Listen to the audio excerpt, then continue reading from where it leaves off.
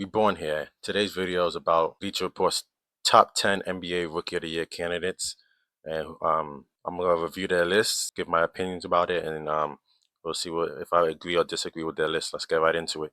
Starting off at number 10, we got Nikola Topic, Oklahoma City, and this is a great pick at number 10, and I'm very interested to see how he fits into the Oklahoma City offense because they just won the championship and they did win the championship based on their defense mainly.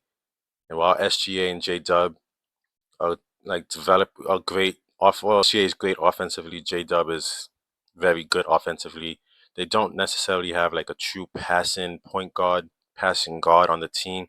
And I think that's when Nikola Topic comes in. He'll be able to push the pace and get the ball into everybody's hand, which I think is a very dangerous thing for that Oklahoma City team. I think if he pans out for them, they might be on their way to being the first repeat champion this decade. All right, next on the list is Kaham Malik. I think this is a great person to have on the list.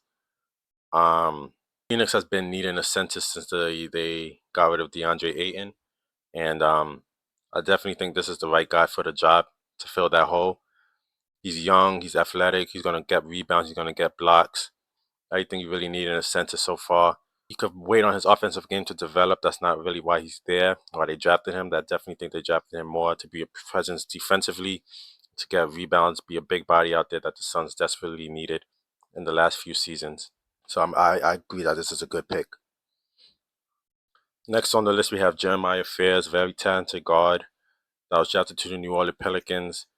I'm not a big fan of the Pelicans roster, the way it's constructed. They have a lot of ball dominant players on the team. Zion, DeJounte Murray, Jordan Poole. So I'm not really sure exactly where Jeremiah Fairs fit in. But I do think he'll be good enough to get some playing time. Maybe not early on in the season, but later on in this season. And I'm excited to see what he could do.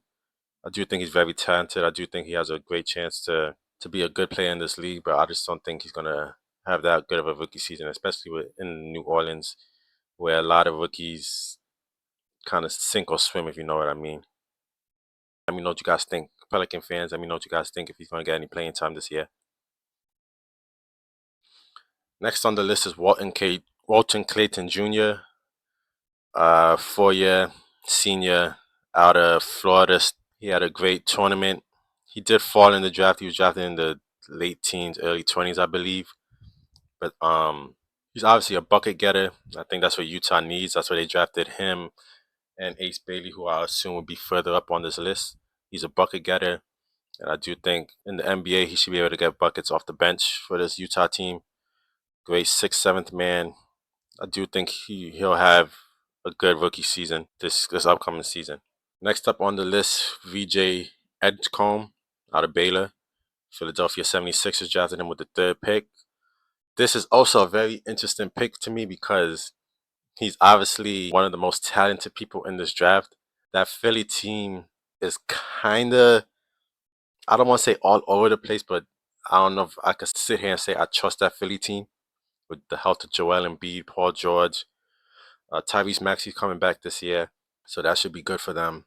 Tyrese Maxey, VJ Edgecombe backcourt will give you problems on the offensive end, but they'll also give you problems on the defensive end. I do think VJ is a better defender than Maxey.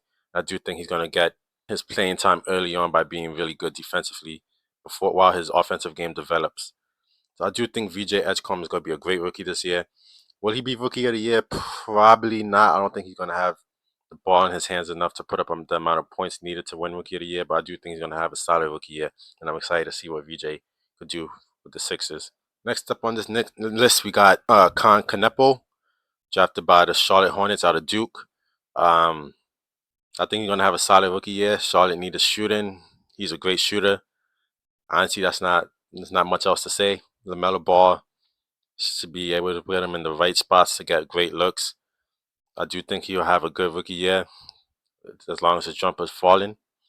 And yeah, I don't really expect much out of him. I do just think he got to shoot that ball, and LaMelo's the perfect point guard to run with, and I think he's gonna be able to become a great shooter over there, Charlotte. Next up on this list, we got the number 2 pick, Dylan Harper, San Antonio Spurs. This is another interesting pick to discuss, along with the VJ Edgecombe pick. That Spurs team is very talented with Wemby, Rookie of the Year, Stephon Castle. That backcourt is very, you could say, crowded, so he'll definitely be coming off the bench to start the season.